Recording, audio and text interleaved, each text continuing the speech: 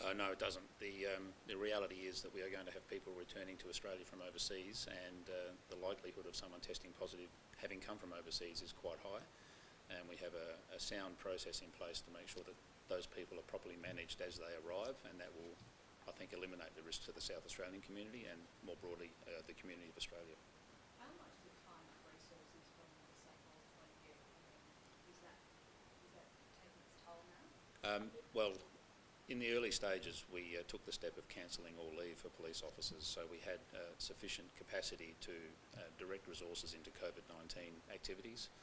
We have allowed some officers to take leave, but we've kept a cap on that, so we still have the ability to direct police officers into these COVID-19 policing activities that stand outside of our normal responsibilities to the community of South Australia. We closely manage that, and we are monitoring just what the implications are. Removal of the border restrictions for Northern Territory and WA have in some regards assisted us in terms of being able to redirect those police, and we are continually monitoring where our police are operating. So would you like, I guess, if you have an ideal time frame, what would you like to see in terms of bringing up police on board in the airport? The airport is something I think we're going to be focusing on for some time. The vast majority of people entering South Australia and going through our quarantine process or checking process come through the airport. So we'll be continuing to provide that service. You may have seen some of that on media feeds yesterday. It's an important job we're doing. It's a checking point to ensure that those people who are arriving from interstate have gone through an appropriate quarantine process before arriving in South Australia, and if not, channeling those people into a situation that protects the community of South Australia.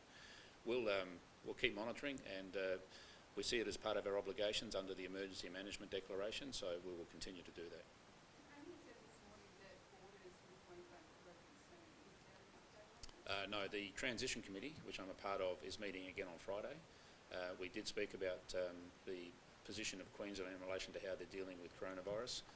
It's on our agenda for further discussion, but there is no decision at this time, and it will be based on the advice we get from health.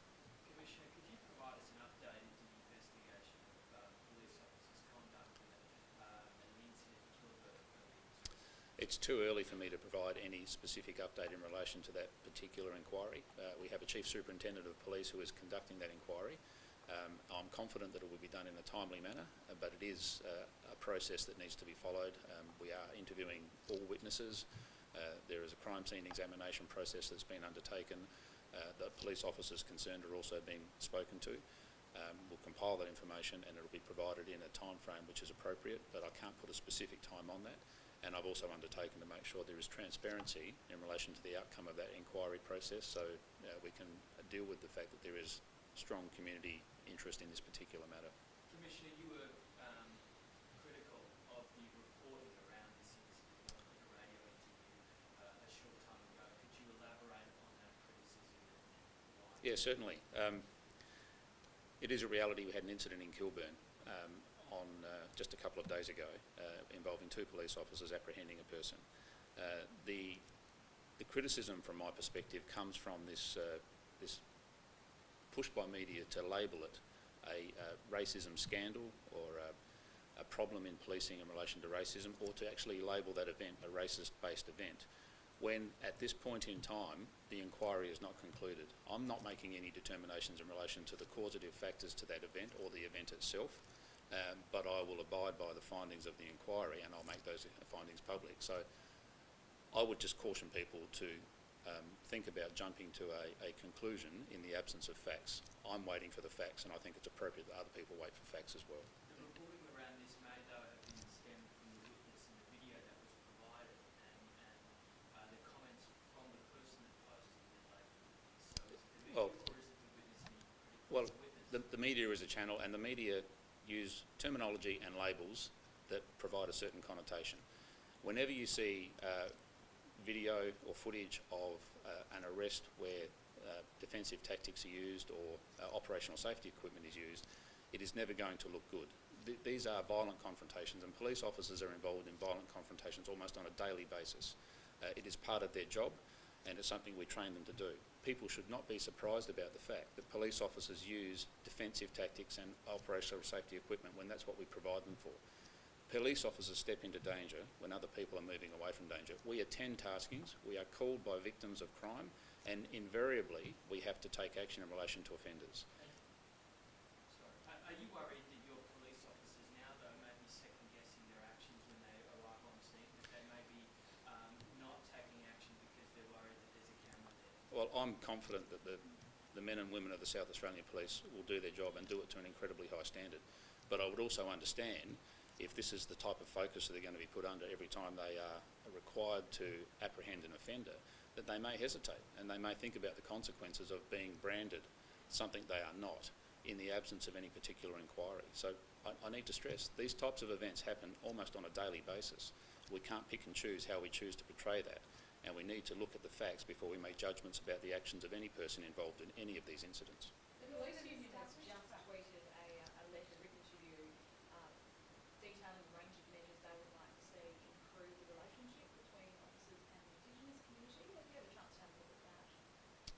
And have I think more detail earlier in the week as well, but now they're officially. We do have a letter from the Police Association of South Australia where they've identified about 8 points in relation to the role of policing and how it relates to the Indigenous community. I've also had conversations with Mark Carroll, the President of the Police Association, about these issues. I wouldn't suggest that we're not in agreement in relation to many of those principles, and it's something that we work through on a regular basis, and we'll be providing a response to Mark in relation to that. Was it an established fact that everyone was stopped along with the drug possession? Like I said, I'm not going to speculate on the circumstances of the Kilburn incident until I have seen the conclusion of that investigation, and then I'll be in a position to make more fulsome statements based on the evidence that's been collected and the factual situation that arose from that situation. You said you are committed to transparency and hinted you may even release body cam. I mean, how extraordinary a move would that be given how strict the Police Complaints Act is? Well, the Police Complaints Act is quite strict in terms of how we manage information regarding disciplinary inquiries, but I do have the authority under the Act to release particular information where there is a particular requirement to do so. I'll make an assessment about that once I've seen the outcome of the inquiry, and as I've said, we will be transparent about the conclusion of that inquiry and provide further information. And it's also important to point out that this particular investigation, as with every other disciplined inquiry, is subject of live oversight by the Office of Public Integrity. So if there's any suggestion that police shouldn't be investigating police, or there may be some attempt to make this something that it's not, I would strongly refute, because we have that mechanism in place that ensures that the investigation is thorough and appropriately conducted. And it's also the case that the Independent Commissioner Against Corruption has made the statement that police officers, police departments are invariably the best agency to conduct internal investigations with appropriate oversight, and I think we have that here in South Australia. And how do you feel about the legislation passing through Parliament that would require you to disclose all investigations against police, not just ones that attract significant media attention? I've provided information to the Attorney-General in relation to the SAPOL position in relation to the proposed amendments.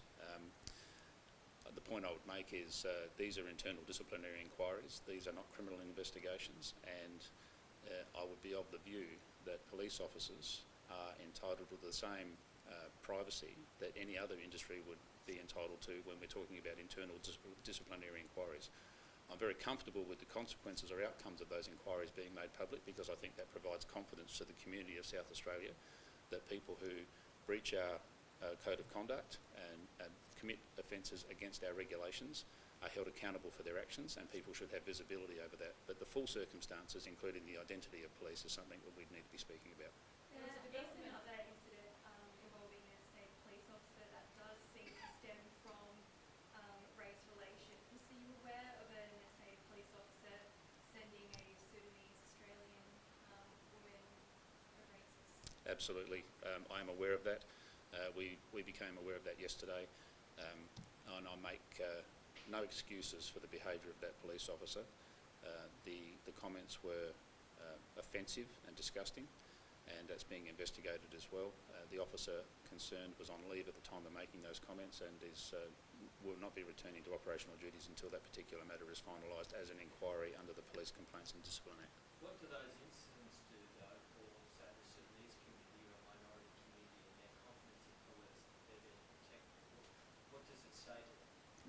we're talking about one incident, and I would be hopeful that our interactions with other communities in South Australia, minority communities in South Australia, those vast number of interactions we have are the basis upon which people form their views about the integrity or the service provided by the South Australia Police. I would not like any one incident to flavour anyone's opinions about the nature of the organisation that we are. It would be like one media person making a racist or offensive comment and the whole of the media being labelled as racist or offensive to a particular cohort of the community. It would be unfair, and I wouldn't expect that treatment. At this point in time, I've made no determination about that. It is under the Police Complaints and Discipline Act. In some respects, I could suggest it's a relatively straightforward one, and I can assure you that there will be a proper inquiry, and based on the outcome of that inquiry, where there's any wrongdoing, that person will be held accountable for that. There was a development in the Anderson case yesterday announced by Major Crime appealing for people to come forward and some information. Has that been promising so far? I haven't had an update about whether anybody's come forward with information, but I would like to reinforce that message, that we are concerned about the apparent missing items that are of significant value. We're talking about some rather unique, expensive jewellery and a couple of other items too that cannot be located. We are concerned about the absence, and we are certainly asking anybody who has information about what might have happened to those particular pieces of jewellery to come forward. It's very important to the investigation. As I've said before, this is quite a thorough and complex investigation, so all information is absolutely critical. Anyone who has information about the missing jewellery is encouraged to come forward through Crime Stoppers. Final questions, please.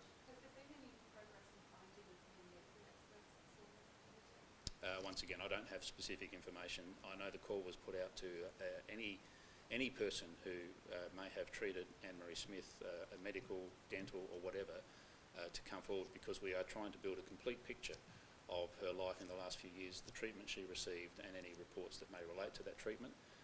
And I'll just reinforce that call again from our Major Crime Investigation Branch. Once again, all information is absolutely critical, and we'd greatly appreciate anyone with any information to come forward. Commissioner, just quickly on the COVID-19 situation and some of the restrictions that are still in place. There are some restrictions for small bar owners, small restaurateurs that perhaps are making it a lot harder for them to do business than other venues. Are there plans to provide exemptions for those venues, to perhaps reduce the social distancing measures in those places so they can do business? I'm very sympathetic to the circumstances that a lot of businesses right across South Australia are experiencing at the moment, and the impact on their ability to trade effectively. Small bars and small venues are just one cohort of that industry group that are affected. The Transition Committee are meeting on Friday. We did speak about some of these venues and looking at opportunities to free up trade as much as possible in this COVID-19 environment.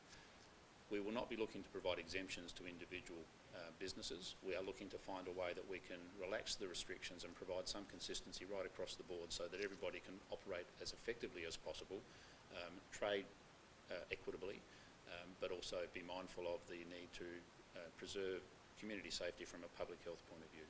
Thanks, ladies and gentlemen. Thank you.